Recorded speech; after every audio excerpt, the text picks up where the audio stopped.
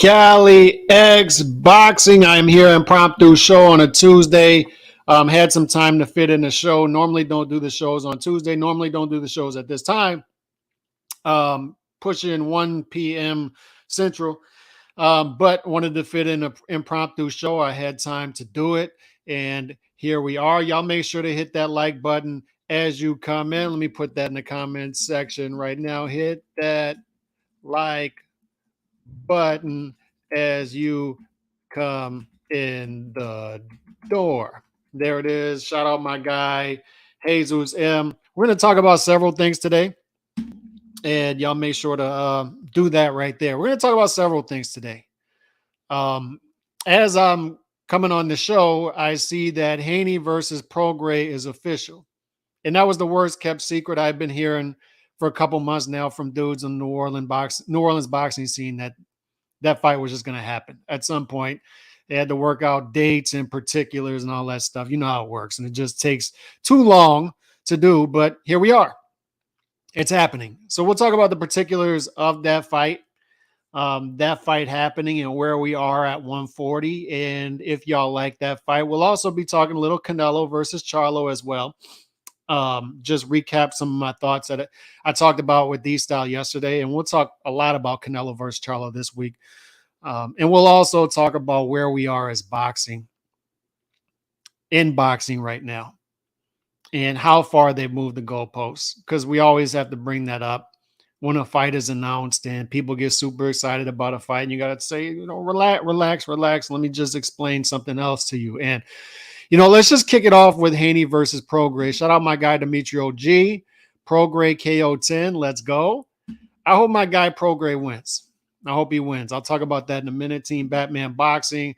Do we know how much they're getting paid? I don't know. I don't know how much they're getting paid. Is it POV? I don't know how much they're getting paid. I don't know how much they're getting paid. Is it enough?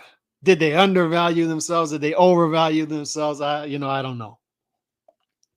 Don't know how much Haney's getting paid. Don't know how much Prograis is getting paid. Salute to Mars. Haney probably getting $6 million.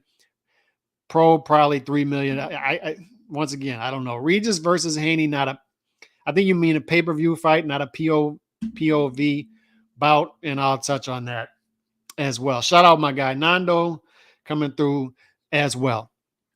So I knew Haney versus Prograis was coming for a while now. And let's go back to the Zorilla fight. I'm watching, I'm ringside for that fight. I'm like, can this dude cut off the ring? Can Prograis cut off the ring, please? This dude is circling to his power hand the whole fight. The whole fight. He's circling to the power hand. Cut him off. Cut him off. Cut him off. Cut him off. I'm a Prograis fan. I'm like, this dude's Zorilla throwing 20 punches per round. That is not good. He should be booed out the arena. But you know what? You need to be cutting off the ring at the same time. Let's do something. And he doesn't cut off the ring. And he wins a stinker. But what happens? A lot of times when we see a guy who has been avoided, we can call Prograis avoided, right? Throughout his career. He's a guy who, a tough fighter, a top 2 guy in the division for quite some time, but he doesn't bring name value. He doesn't bring recognition. He's not marketable, right? All that stuff. So let's just stay away from him. But when that guy has a terrible performance, there's a blessing in that. There's a blessing in disguise. There's a blessing in that it lures guys in, right? We've seen this throughout boxing. A guy has a terrible fight, and it's like, okay, now's the time. Now he looks old. Now he looks shop worn. Now is the time. Now is the time to go get his belt. Now is the time to say, okay, I'm the guy who beat that guy that's been avoided.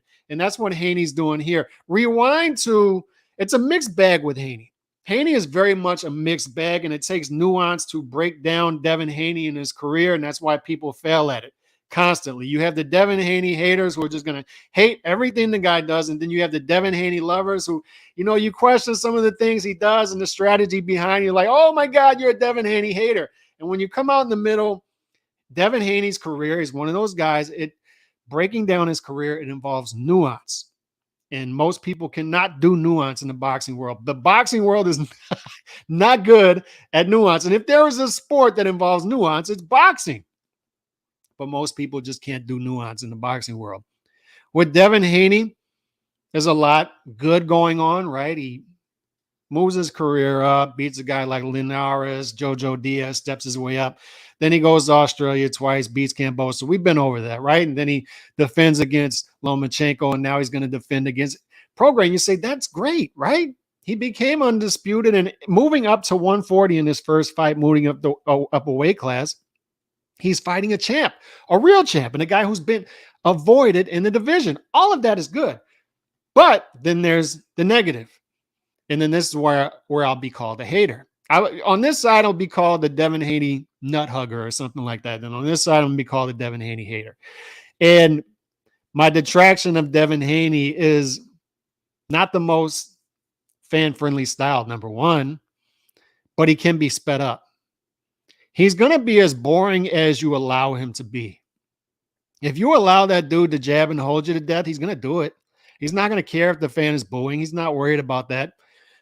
D-Style's been over how he's been paid too much throughout his career, and that's going to be, once again, they'll come after me for that as well, but he's been overpaid throughout his career, and I'm sure he's being overpaid for this fight as well compared to what he's going to generate and bring in.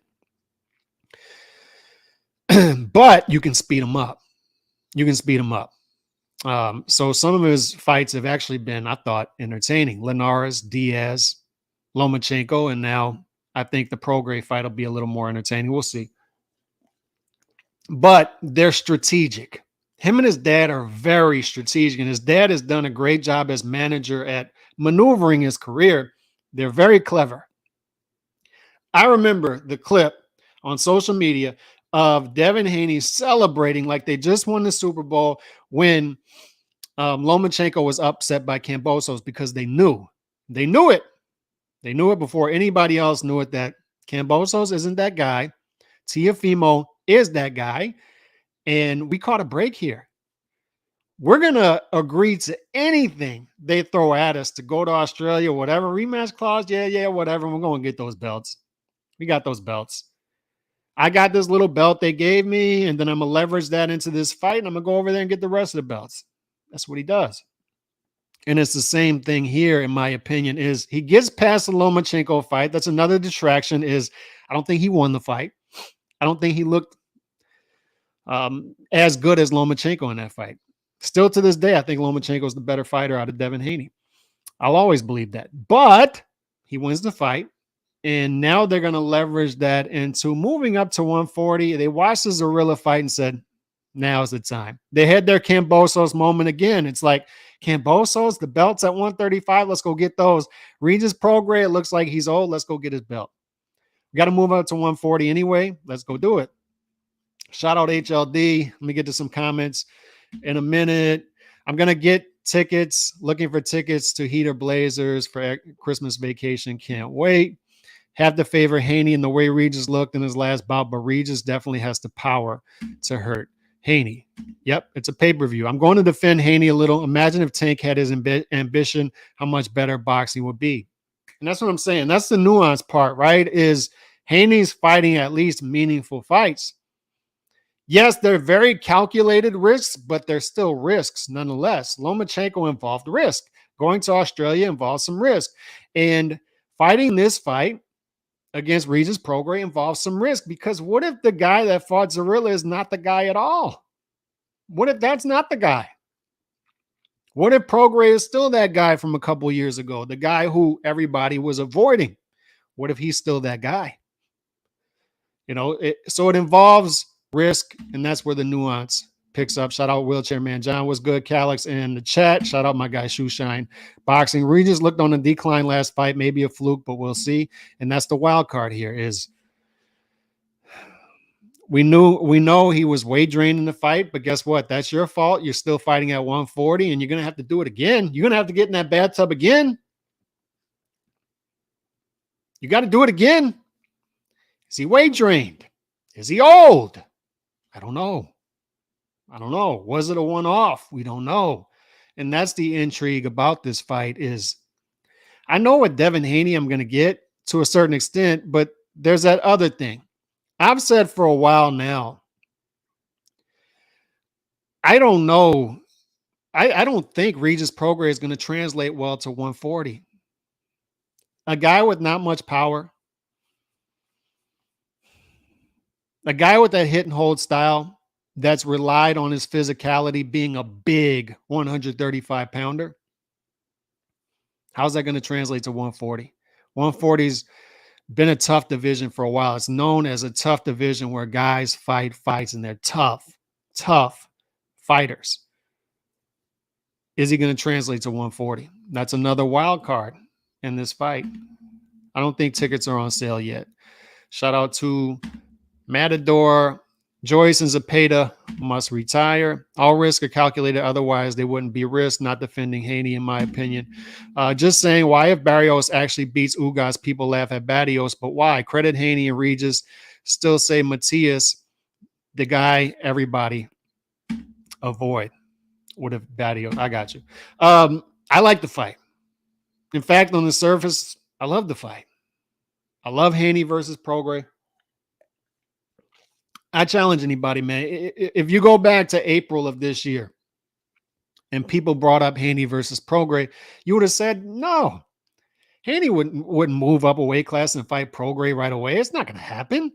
He's not going to do that. He's not going to take on that tough of a fight in his first fight at 140, and then the Zorilla fight happens. And then people just perceive, perception is everything. People perceive Prograis as a different fighter now. And we'll see if he is. But it's a tough fight. Haney deserves all the credit if he wins the fight, but it's a tough fight. Calix just happy that Prograis don't have to face that Teofimo smoke.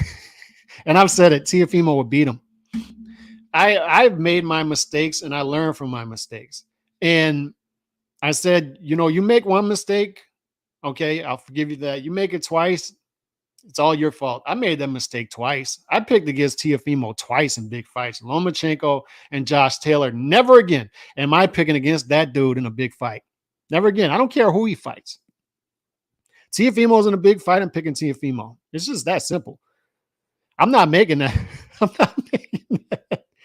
I'm not making that mistake again. And I just noticed it's December 9th. Interesting. I just noticed that. Is that right? December 9th?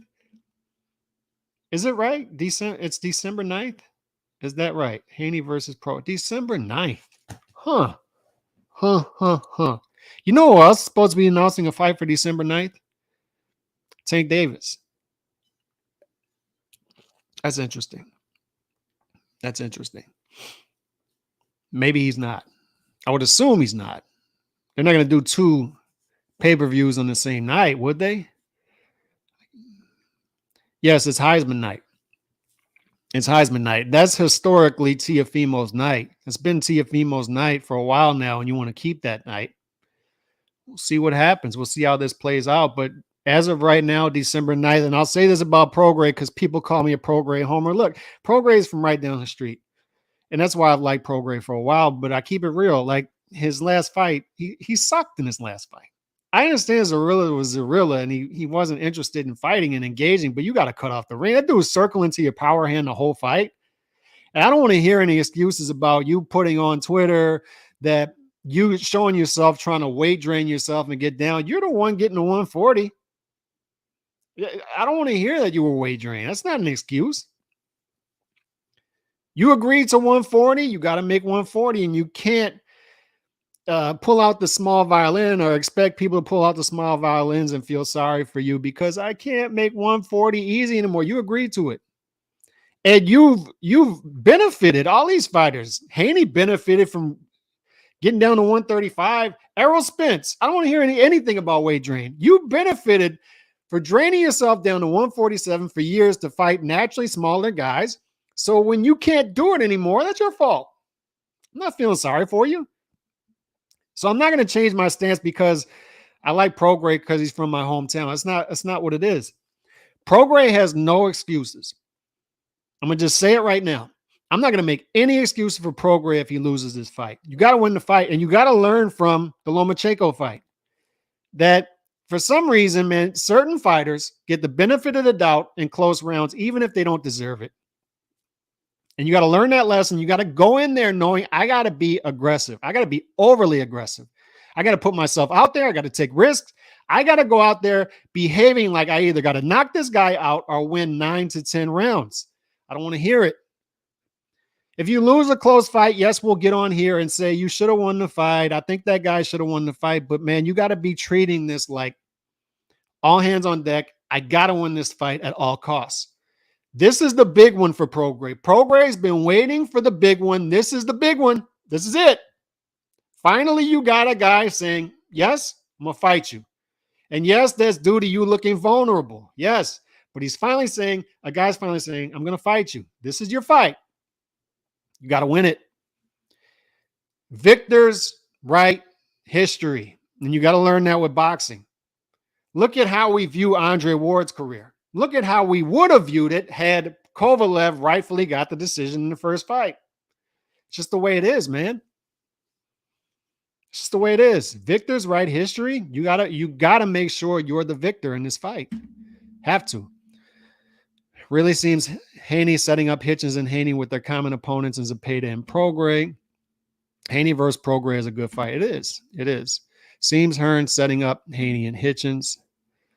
God, what an awful fight that would be. He can't win every fight. Impossible. I'm just telling you that I would not pick against Teofimo in a big fight. I just would not do it. Bad business. Who you picking, Calix? T.O. versus Crawford. Don't do that to me. HLD's trying to trap me. That's a trap, HLD. I'm not answering. My book has Prograis at plus 400, Haney minus 600. I like that plus 400. Prograis can't fight orthodox fighters. He looks like a whole different fighter against orthodox. I'll tell you this. Haney struggles landing the jab against southpaw fighters. So I'll throw that back out there too. Prograis trying to act like a victim for not moving up. Exactly. If Badios, shout out my guy Mars, $4.99 super chat. If Badios KOs Ugas, do you see Leonard and Al trying to make Tank versus Pacquiao? If Badios KOs Ugas, do you see Leonard? I'm guessing Leonard and Al trying to make Tank versus Pacquiao. Tank versus Pacquiao. Pacquiao is going to fight in the Olympics. I don't know if y'all saw that. And I believe him when he says it. He's going to fight in the 2024 Olympics. So that takes him out of... I just don't... Tank versus Pacquiao. I'm wondering who the big fighter is that they're going to put Tank in there with. Have y'all heard this? Tank is supposed to be making a big announcement. Calvin Ford says, you're never going to guess who Tank's going to fight next. You're never going to guess. Just wait till you hear this opponent. It's going to be so big. And I'm wondering, like, who is that going to be? Because it can't be Isak if it's somebody big. It can't be Frank Martin. It can't be Chris Colbert. Who's going to be the big opponent? Now, Haney's out the picture. Prograis out the picture. Who would that guy be? Shakur is out the picture, right? He's fighting in November. Who's the Tank opponent going to be? No, he's not. I'm just going to keep it real. He's not. No. I went to the fight. It did about 5,000 people. Good turnout. Wasn't well promoted down here, to be honest. But no, people aren't really looking for him here. And I'm right in his backyard, and he's just not. So shout out to Mars. Appreciate this super chat. Appreciate the super chat. But pay-per-view, let's address that part of it. Y'all need to get used to this. And I was told this a year ago. I would come on Twitter. I would come on YouTube, particularly Twitter, or they call it X now, and complain about the pay-per-views, the amount of pay-per-views, and why y'all putting this fight on pay-per-view. And I get the same thing over and over. Somehow I was a racist for bringing that up. I was racist. I was a Hitler. I was David Duke. It was all kind of things. You got tiki torches in your closet because you don't like pay-per-views. I never understood that. But I was called all those things for saying we have too many pay-per-views in boxing. Let's have too many pay-per-views. Oh, you're just a broke boy, which broke boy, broke boy, broke boy. You're a broke boy. You're broke. I guarantee you I'm not broke. I'm just saying, like, do y'all want a country club sport?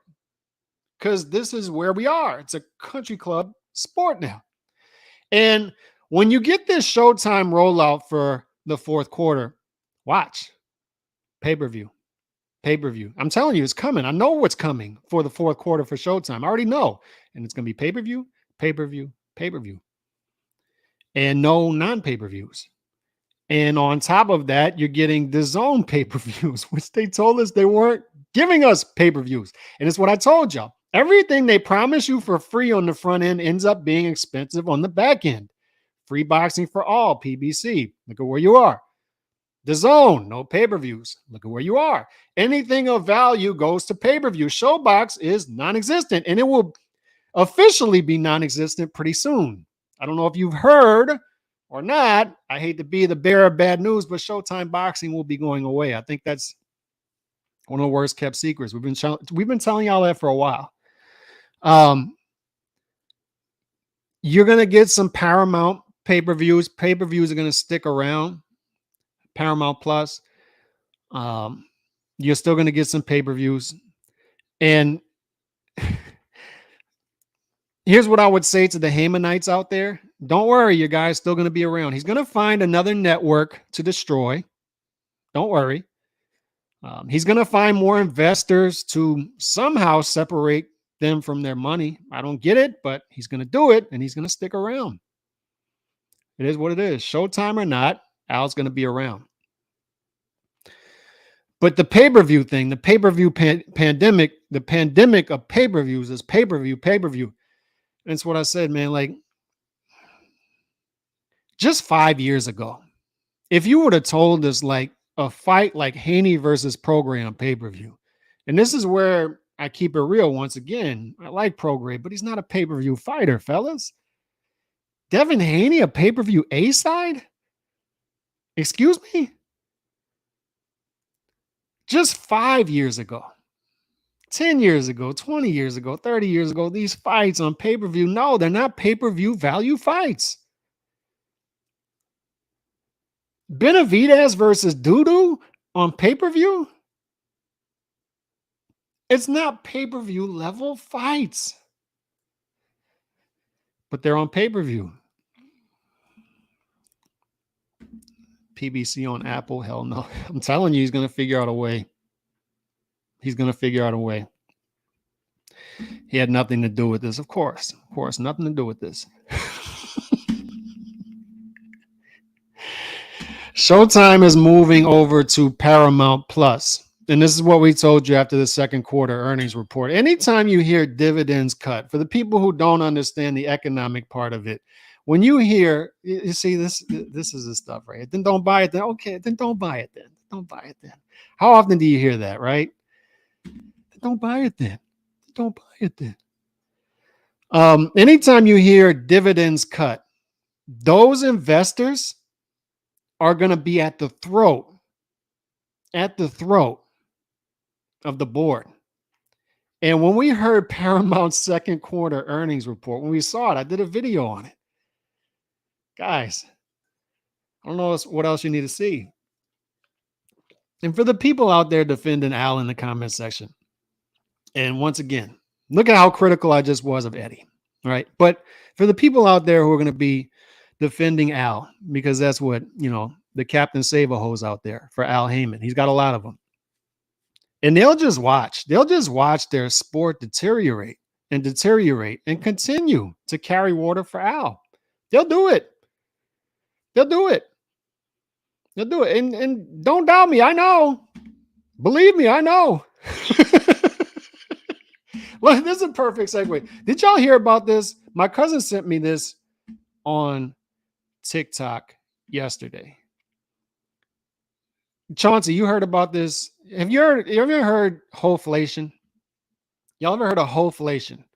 Chauncey, Bruce, Nando, JC, HLD. Y'all ever heard of hopeflation?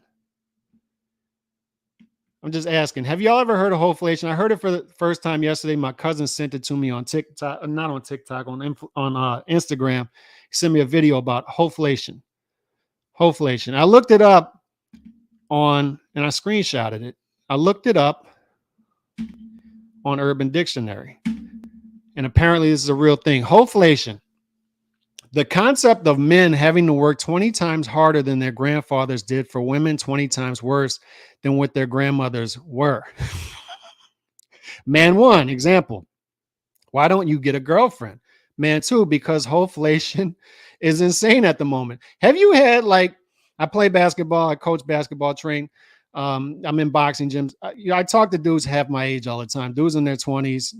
Some of them making good money, good dudes, high value dudes, and they can't find good, wholesome girls. Have you had these conversations? I've had conversations like this with dudes. Hopeflation, yeah. And this is what they're telling me, that hopeflation is a real thing. And it mirrors inflation. Hopeflation, the perceived increased valuation of a female or hoe on this rating scale. She's a 4, but acts like an 8. She's rating herself based on hopeflation. Hopeflation is derogatory portmanteau of whore and inflation used to refer to the unfair Pareto. Y'all know what Pareto is, right? Distribution principle, 80-20 rule that has appeared in dating culture due to the advent of internet dating. It essentially affirms that the dating market trends to be rigged in favor of women. The top 80% of women only really go after the top 20% of men.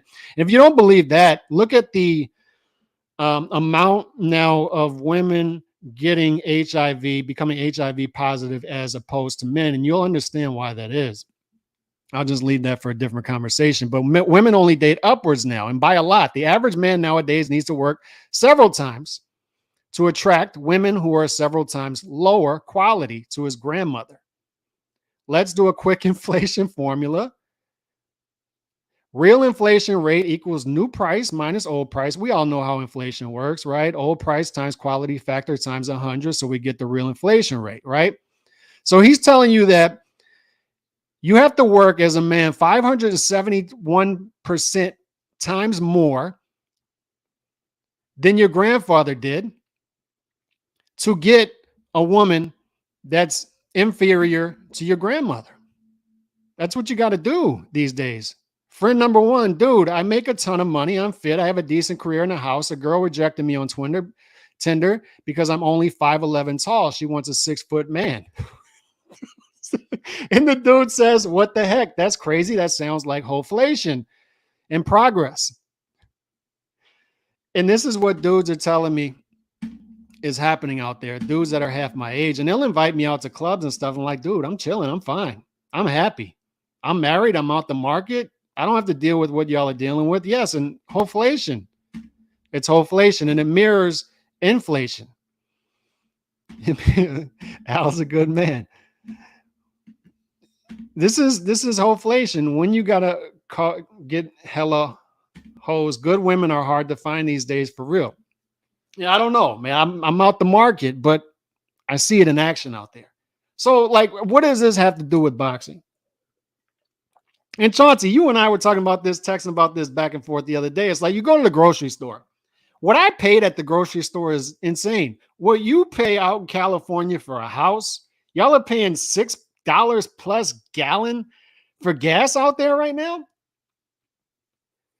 And go ask your grandma like what she paid for her house. She paid like a dozen raspberries for her house, and now it's $850,000 on the market. For a house like 50 years ago, she paid like a dozen hard-boiled eggs for. And it's not just that you're paying more, you're paying for an inferior product. Because inflation isn't the price going up. What it is your dollar being devalued. It's taking off the gold standard, print. And you're like, all right, this dollar was worth $1. What happened to it? It's a penny now. Real inflation rate. It's taking hold. But you're paying more for an inferior product. Now you are going on Instagram. You're seeing these girls twerking. Like you date a girl and then you bring her home to your house and like she's trying to cook a nice meal for you. To her credit, she's trying to be nice. She's trying to cook a meal, but it's like a microwave meal. It's like a microwave lasagna meal. And you're like, she can't even get the lasagna right. It's crusted black at the ends, and you just can't do that with lasagna. Like the inside of it is cold and the outside is burnt, and you're like, what happened?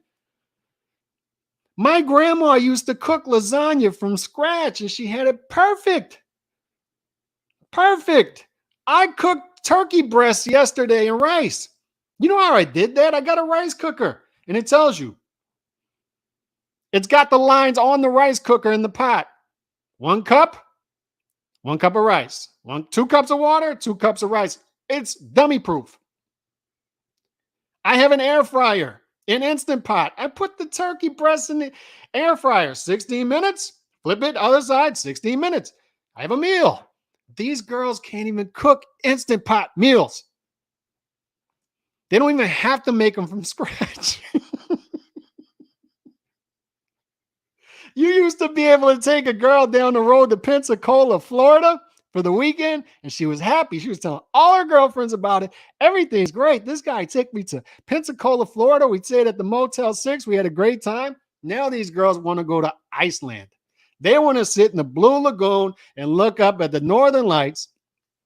They want to go to Dubai and look down at the floor in their bungalow and see tropical fish and sharks swimming. And you're like, what happened? I don't know. I'm out the market. But y'all have to deal with it now. Because it's hopeflation. And dudes, y'all aren't doing the best either. I don't know, but y'all need to do better too. But I'm just saying it's a real thing. And this is the same thing with boxflation. I typed it right there, boxflation. What is boxflation? It's boxing inflation. I just told you about inflation, hopeflation. It's the same thing with boxing. Shout out my guy Remy. It's when you like complain about things that are absurd. They're like clearly absurd. This is clearly absurd. Like when I did the video last year, y'all saw it. I'm sure some of y'all saw it. I complained on Twitter about Wilder versus Helenius being on pay-per-view. And that's obvious, right? Like Wilder versus Helenius shouldn't be on pay-per-view. Just shouldn't be on pay-per-view. And they're trying to pitch it to you. They're like, you thought Vikings weren't real, but guess what? Robert Helenius is a real life Viking. He's a real life Viking. I didn't think Vikings existed, but Robert Helenius is a real life Viking. And Deontay Wilder is going to beat a real life Viking. But I'm complaining about the pay-per-view online, which it's a common sense take. It's like, no, that fight shouldn't be on pay-per-view. It shouldn't be on pay-per-view. Wilder versus Helenius shouldn't be on pay-per-view. And the power brokers hit me back, which they always do, right? Especially the Showtime and the PBC guys. They always hit me back. And they always send their guys after me. And they're like, well, if you want to see your favorite fighter fight, if you want to see Deontay Wilder fight, then you got to fight you got to watch the pay-per-view. And then the other dudes hit me back and say, stop complaining about it. If you don't want to watch it, then don't fight. Don't watch it. Just don't complain. Look at Broke Boy over here with this Broke Boy comments. I'm just trying to help. Like I'm trying to explain to him, dude. Do you ever just sit back? Just sit back and observe the landscape and say, wait a second. Where am I? How did this happen? How in the world did this happen? How in the world am I paying astronomically more money? It's like Beeb telling Leonard Ellerby on Twitter yesterday, because Leonard Ellerby saying something similar. He's like, well, don't pay for it, something like that, something stupid, brain dead, he says. And Beeb says, dude, I already paid like almost $500 this year alone, and I'm going to pay more for your fights, for PBC fights alone, for Showtime fights alone, on top of my subscription. What the hell am I getting for my subscription? I used to get Showbox. I used to get Showtime Championship Boxing. I used to get little Showtime pay-per-views, and they were better priced. And on top of that, there were higher quality fights. Now I'm paying more money for lower quality. And I'm looking around like, how did I get here? And on top of that, I feel like I'm in the twilight zone, because the same dudes who are supposed to be on my side complaining, because we're all in this together. We all want to see better fights, right? For less money. They're taking their side. I'm looking around. I'm like, I got to be in the Twilight Zone. Have to be. Have to be. This can't be real. This can't be real life. I can't be paying $85 for David versus Dudu. Excuse me? I'm paying for Haney versus Prograis? Extra money? I'm paying $25 a month for the Zone app? Dude, I don't like darts and bowling that much. Don't. I don't like it that much. In fact, I don't like it at all. What am I getting for my $25 a month? What am I getting for my Showtime subscription? What fights am I getting? Show me the fourth quarter schedule. And when they roll it out, because I already know what they're rolling out, I already know. It's all pay-per-view. What am I paying for? What am I paying for? It's a lot of times as a new age boxing fans, they'll tell you, you'll sit there and listen to them. This is the greatest boxing year of all time. And you feel bad for them. You feel empathetic, right? And you try to show patience. I try to show patience with the comments, and some of them I see and I just ignore, right? Like right now, I'm trying, but you see it and you feel bad for these dudes because you know where a lot of them are coming from. Like they just don't know. They don't know. But they don't know what boxing was, and they don't know that it can still be that way. They've been brainwashed to believe that it can't be that way. We can't do it that way anymore. Why? Why can't we do that way anymore? It worked. Why can't we? You just can't. You can't. Those are the old days, bro. Get over it. Those are the old days, bro. Calix. Those were the old days. Get over it. Why? Why can't we do it that way anymore? Why can't we have a system in which a network can work with every promoter and they can cross promote the best fights? Why? Why? We can't do it that way anymore. Why? Explain it to me. Explain it. Explain to me why I can't watch boxing. Explain to me why boxing can't be a country club sport, because that's what you have now. And a lot of these dudes who do it, who say this stuff, they're not paying for it anyway. They got their hacked fire sticks. They don't care. They don't care.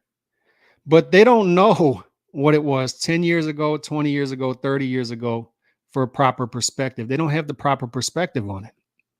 They just don't. So those are the dudes you'll hear saying, and they're not educated on the business model before and why it can still be that way. They're not educated on it. They don't know. And these are usually dudes who hop in your mentions when you criticize a certain promotional outfit. They tell on themselves. They're not there. Like when I criticize Eddie, I've talked about this. Eddie's responded to me on 2 different occasions. It's always been sarcastic with the wink. And I was like, yeah, I'm glad you at least got my comment. And I'm glad you at least dealt with it that way. Top rank. I got top rank dudes who follow me. Golden boy dudes who follow me. It's always respectable. I give them the same treatment. Nothing back. And they don't have fans like that either. But I'm telling you, when I come after the PBC, boy, boy, do they come after me. The power brokers and the fans alike. It's ugly. But the 25-year-old dude who is making 6 figures, he went to college, whatever he did, he's making 6 figures. He's doing everything right. He properly grooms himself. He's got a nice house that he's paying for, nice car that he's paying for. He can afford things. And he just wants to go out there. He's dating to be married, and he's just going out there trying to find a respectable woman. And then he can't. He can't. And then he's going to start to think that it's the norm. It's always been this way, right? He doesn't know. Maybe his grandparents died. Maybe his parents died. Maybe he just doesn't know that it wasn't always this way, that I got to bring the girl to Iceland and see the Northern Lights. That not only do I have to work, I got to cook too. I got to do all this stuff. He doesn't know because he didn't know the market 20 years ago. He didn't know the dating market 40, 50 years ago. That's how these new age boxing dudes are. They don't know that, dude. Benavidez versus Dudu would have been a run of the mill HBO fight back in the day. The fights that you're seeing on Showtime Championship Boxing used to be Showbox fights. Those used to be ESPN2 Friday Night fights. Those used to be USA Tuesday night fights. The fights that you're seeing on pay-per-view, those weren't pay-per-view fights.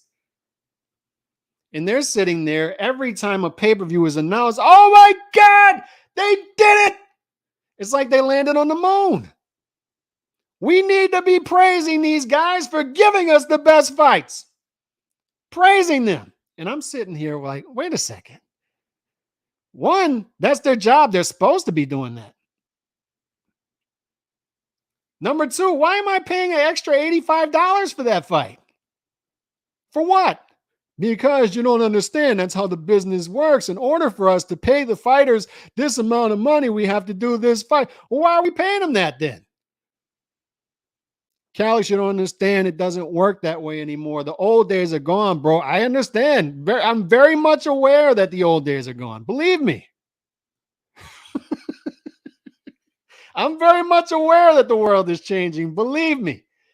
But it doesn't have to. People in all walks of life have been dumbed down. They've been brainwashed. Their brain cells have been beaten to death. Believe me, I watched it. I've watched it the past couple of years. I've watched what people have been fed and what they believe and what they do because some experts have told them to do that and to believe that. And I'm like, man, the school system has definitely failed us. There are no critical thinking skills anymore. And that's definitely trickled into boxing, which is a microcosm of life. What y'all believe that they tell y'all to believe?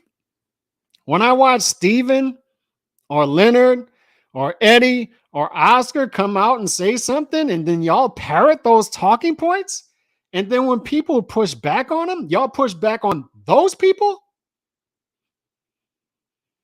This is boxflation. It's boxingflation. Just like hopeflation. You're paying 20 times more for a girl who is 20 times inferior to your grandma. You're going to the grocery store and paying $21. I just paid $21 for a pound of steak. $21. The butcher hands it to me. And I'm like, this is $21 right here? And they'll tell me it's perfectly normal. It's perfectly normal. I guess I got to believe it, right? It's just the way it is now. It's just the way it is. Leonard says something about people wanting PBC to fail. I told him, clown worthless pay-per-views and matchups are responsible for failure. I had to delete. And what you need to know is, in a lot of cases, it's not incompetency. In a lot of cases, it's done on purpose. When DAZN rolled out no pay-per-views, everybody should have known at that time that there's going to be pay-per-views. Like I said, anytime they pitch you something that's free, it's going to be expensive on the back end. And when PBC rolled out free boxing for all, we should have known it's going to be expensive. They went through CBS, they went through NBC, they went through Fox. Now they're going through Showtime. They've destroyed everything they've touched. And on top of that, go to Carson, California and go see a fight these days. Nando will tell you. Anybody from LA will tell you. Certainly. Those dudes have told me. Before PBC touched that venue was popping. Now you can't get anybody to go in there. Just like hopeflation is boxingflation. It just is what it is. Look, man, there are a lot of positives. I'm not one of those dudes that's just going to only talk about the negatives. Y'all know me by now. I'm going to talk about the positives. We got Canelo versus Charlo this weekend. Haney versus Prograis is a good fight. There are some positives, but good Lord, man. These dudes take forever to do stuff. They take forever to do stuff. Another one is just time. Like, look how long it took them to make that fight as opposed to how long it should have. And they'll brainwash you into thinking that it takes time because it's so delicate and complex.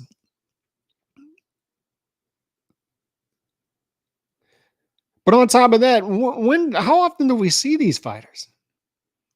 They've got access to all kind of supplements, hyperbolic chambers. They can recover quicker from injuries these days. Better doctors, all kind of mad scientists, and they're fighting less. That's another part of boxflation. Another part of it. I mean, we can once again compare that to hopeflation. You can go on YouTube. I do it every day. Every day I'm looking up recipes for my air fryer and my Instant Pot. Do you know how easy it is to cook a meal these days? But they cook less meals. They're cooking less meals. I cooked a whole meal yesterday and it was like that. Marinate the turkey. It took me like 30 seconds. Air fryer, 350, 16 minutes. Boom. Beep, beep, beep. Flip the turkey breast, push it back in, 350, 16 minutes. Pull it out, voila. Air fryer. Rice cooker, 2 cups of rice, 60 minutes, boom, it's over. Meal. Perfectly nutritious, organic meal. Boom, like that. It does all the work for you. Less meals. How am I getting less meals? That's what dudes are out there saying. How did she burn the outside of the lasagna microwave meal and the inside is ice cold? How did she do it? But they're just happy that the girl attempted it. Just happy. They're just happy that when she asked to go on a vacation, she's asking to stay within American borders instead of going to Dubai or Iceland or wherever. God only knows where. These dudes. 30-second parody. These dudes. These dudes don't know. They don't know, man. They don't know who their grandmas were. Beautiful creatures. The grandmothers were beautiful creatures. If you still got your grandma out there, call her, give her a hug, go visit her, because beautiful creatures, beautiful creatures. Dying breed. Dying breed. I wish I still had mine. Wish I still had mine. Tell you that for certain. Wish I still had mine. But it just is what it is, man. It's everywhere. And it's definitely in boxing, which boxing is a microcosm of it. It's a microcosm of it. You should be demanding way more than what you're getting. I can tell you that. You at least have like that power. You at least have the power to speak on deaf ears, right? Like at least practice that exercise. At least say, that shouldn't be on pay-per-view. But when you do that, like I said, you're just going to get people saying, well, why don't you just don't buy it? Look at Broke Boy with his broke boy style talk. You're broke boy. You're a broke boy. I guarantee you I'm not broke, dude. I'm retired. I'm fine. I'm chilling. I'm good. I can buy as many pay-per-views as you want me to buy. I'm not going to do it, but I could. I'm trying to look out for the market. Like, are any of you troubled? Are any of you troubled that you're in a country club? Boxing has become a country club sport. You've lost access to the sport. You have to pay a lot more to have access to these fighters, which you should have easier access to. You know why I don't go to college football games anymore? I'm 45 minutes one way from Tiger Stadium. I'm 45 minutes the other way from Tulane. I'm 45 minutes in each direction from 2 top 30 college football programs. And I get offers to take tickets every week. And I don't. And they always ask me why. Why don't you want to go to the game anymore? It's because, dude, it's the greatest TV product in the history of mankind. I can turn on college football on a Saturday and see every game. Easily access it. Every game. Every single game. Notre Dame versus Ohio State does 14 million viewers peak. Colorado versus Colorado State in the middle of the night does 10 million plus viewers. It's the greatest TV product in the history of mankind. They've worked to make it easier to access for their market, which is common sense. If I wasn't mistaken, man, like if I was an alien that was just dropped down here, and Chauncey will like this because Chauncey loves aliens. We talk about it all the time. But if I was just an alien dropped down on Earth and I just observed the boxing world for the first time, I would just assume that they're working to get rid of customers.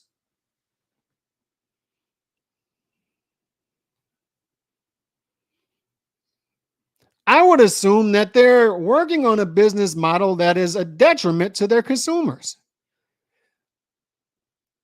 I would assume that they're trying to sabotage the sport.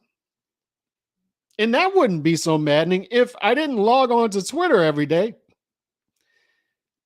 and observe this, and then have Steven Espinoza fly off the top rope at me, and then have everybody explain to me why that dude is some sort of genius. When he's running people, not just him, multiple people in American boxing just running people off. But they're the geniuses. I don't know, man. I don't know what to do. It is what it is. At the end of the day, I'll be here. At the end of the day, like people say, I'll still buy stuff. I'm still going to buy the apps. I'm still going to support. In being that I do, I have the right to complain. I'm not going to be silenced from complaining. And we have to do with what the market is. Like you single dudes out there, you got to deal with hopeflation. And boxing fans are going to have to deal with boxflation. On that note, I'll see y'all tomorrow, man. God bless. Peace.